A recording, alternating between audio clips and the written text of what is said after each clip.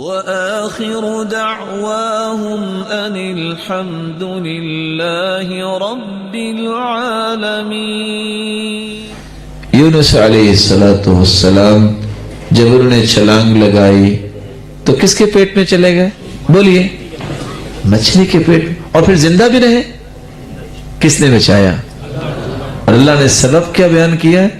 فَلَوْلَا أَنَّهُ كَانَ مِنَ الْمُسَبِّحِينَ لَلَبِثَ فِي بَطْنِهِ إِلَى يَوْمِ يُبْعَثُونَ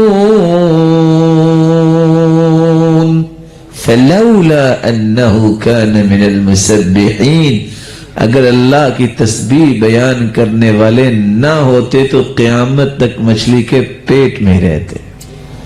جب انہوں نے لا الہ الا انت سبحانک انی کنت من الظالمین کہا تو فرشتوں کے پاس آواز پہنچی تو کیا کہتے ہیں؟ صوت معروف من عبد معروف، یہ آواز بھی پہچانی ہے اور بندہ بھی پہچانا ہے۔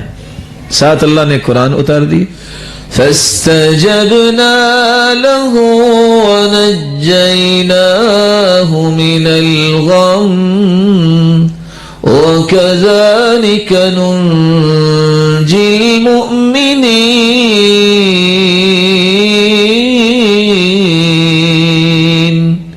اس کی آواز کو ہم نے قبول کر لیا، اس کو بھی نجات دے دی، اور ساتھ اصول کیا اتار دیا؟ وَكَذَلِكَ نُنْجِي الْمُؤْمِنِينَ، صرف اس کے لیے نجات خاص نہیں ہے، مومنوں سے بھی کوئی یہ کام کرے گا نا، ذکر کرے گا تو ہم نجات ان کو بھی دیں گے۔